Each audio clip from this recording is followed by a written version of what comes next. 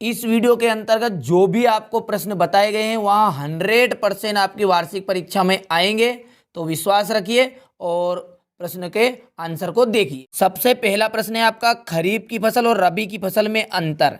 ठीक है, इसको मैं याद करने की ट्रिक भी आपको बताता हूँ। तो देखिए, खरीफ में आप ध्यान से समझिए कि खरीफ में सोयाबीन की फसल आती है और रबी की फसल में गेहूं की फसल आती है। और हम जानते हैं कि सोयाबीन हम वर्षा ऋतु में बोते हैं और गेहूं हम ठंड में बोते हैं, उसे कहते हैं शरद ऋतु। तो खरीफ की फसल वर्षा ऋतु के आगमन पर बोई जाती है और रबी की फसल शरद ऋतु के आगमन पर बोई जाती है। सिंपल सी बात है। और अब दूसरी बात आपसे ही पूछ रहा हूं मैं कि जो सोयाबीन है वहां जल्दी पक जाता है गेहूं की तुलना में कि या अधिक समय लेता है? तो स्वाभाविक बात है, सोयाबीन तो 60 दिन में पक जाता है, कई कई सोयाबीन तो 45 दिन में पक जाते हैं। तो इस फसल को पकने में कम समय लगता है, इस फसल को पकने में अधिक समय लगता है। ठीक है, दो अंतर महत्वपूर्ण हो गए आपके पहले ही कि वर्षा ऋतु के आगमन पर बोएंगे हम इसे खरीफ की फसल को और शरद ऋतु के आगमन पर रबी की फसल बोई जाती है। इन फसलों को पकने में कम समय लगेगा, इन फसलों को पकने में अधिक समय लगेगा।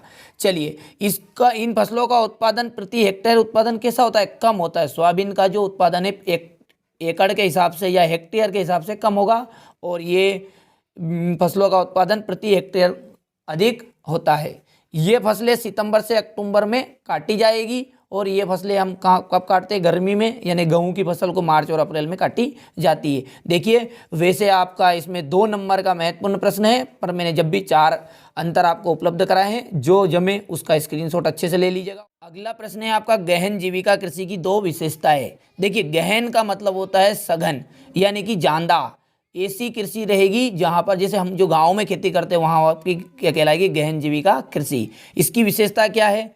अच्छे बीजों का प्रयोग करने से अच्छा उत्पादन होता है। यदि हम अच्छा क्वालिटी का बीज लाएंगे तो अच्छा उत्पादन देगा। दूसरा, इस कृषि में यंत्रों के प्रयोग से कृषि संबंधित कार्य शीघ्रता से निपटाया जा सकता है। यानी कि आप दूसरा पॉइंट ऐसा भी लिख सकते हैं डायरेक्टली कि यहाँ कृषि किसके द्वारा की जाती है? यंत्रों के द्वारा की जाती है। ठीक है, यहाँ कृषि यंत्रों के द्वारा की जाती है। यहाँ आप लिख लीजिए दूसरा पॉइंट। तीसरा आप लिख दीजिएगा, इस खेती में वर्ष में एक से अधिक खेती की जा सकती है। यानी कि एक से ज़्यादा खेती का मतलब है कि एक से अधिक फसल का उत्पादन की जा सकती है। ठीक है, चलिए अगले प्रश्न है आपका, प्रारंभिक जीवन निर्वाह कृषि। प्रारंभिक का मीन्स क्या होता है? जो पहले के जमाने का, सबसे शुरुआती जमाने में। तो सिंपल सी बात है कि ये खेती कहाँ होती थी पहले? जब पहले के ज़माने में कुआं ट्यूबवेल इस तरह से कोई साधन उपलब्ध नहीं थे, तो यहाँ कृषि केवल किस तरह की होती थी? प्रायः मानसून पर निर्भर होती है। ठीक है, यहाँ कृषि भूमि के छोटे छोटे टुकड़ों पर की जाती है। और प्रारंभिक जीवन पहले खेती किस लिए की जाती थी? कि केवल परिवार का जीवन निर्वाह हो सके, यानी कि उनकी रोजी रोटी मिल सके। तो सिंपल सी बात है कि ये कृषि मानसून पर निर्भर होगी। दूसरी, छोटे छोटे भूमि के छोटे टुकड़ों पर की जाएगी। यहाँ कृषि केवल परिवार के जीवन निर्वाह के लिए की जाएगी।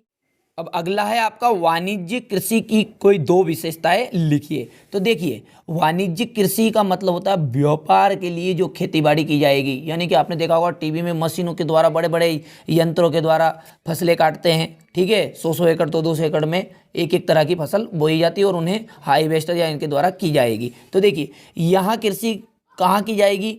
भूमि के बड़े टुकड़ों पर की जाती है। दूसरा पॉइंट है आपका, इसमें फसलों का उत्पादन अधिक किया जाता है। यानी इसमें क्या होता है? फसलों का उत्पादन अधिक होता है। तीसरा पॉइंट बन जाएगा आपका कि देखिए, फसलों का उत्पादन अधिक होगा तो स्वाभाविक बात है खाद तो ज़्यादा ही देना पड़ेगा। तो इस कृषि में उर्वरक, रासायनिक खादों का प्रयोग भी किया जाता है। इसी के नीचे आपका प्रश्न है लास्ट और इम्पोर्टेंट कि रोपण कृषि की कोई 2 विशेषताएं है। रोपण का मतलब होगा कि ये भी देखिए, जो हम कांदा लहसुन की खेती करते हैं, सिंपल सी बात है, वहाँ आपकी कौन सी खेती होगी? रोपण खेती। तो इसमें भी क्या होगा? यहाँ भी एक तरह की व्यापार के लिए ही की जाएगी। तो सीधी सी बात है, व्यापार के लिए की गई खेती को हम कहते हैं वाणिज्यिक कृषि। तो यहाँ रोपण कृषि भी एक तरह की वाणिज्यिक कृषि है। यहाँ कृषि व्यापक क्षेत्र में की जाएगी, यानी कि ये बड़े पैमाने पर की जाएगी। पर लेकिन साहब, इस खेती में पूंजी और श्रमिकों की आवश्यकता होती है। आप सभी जानते हैं कि जब प्याज या लहसुन लगाएंगे तो उसमें मजदूर की ज़्यादा ज़रूरत होगी। तो ये जो प्रश्न है आपके, इनमें से 2 प्रश्न आपके वार्षिक परीक्षा में 100% आएंगे और जो बाकी प्रश्न हैं उनका वीडियो आपको डिस्क्रिप्शन में मिल जाएगा, या फिर आप एड स्क्रीन के द्वारा देख सकते हो, या फिर प्लेलिस्ट में जाकर उन वीडियो को आप देख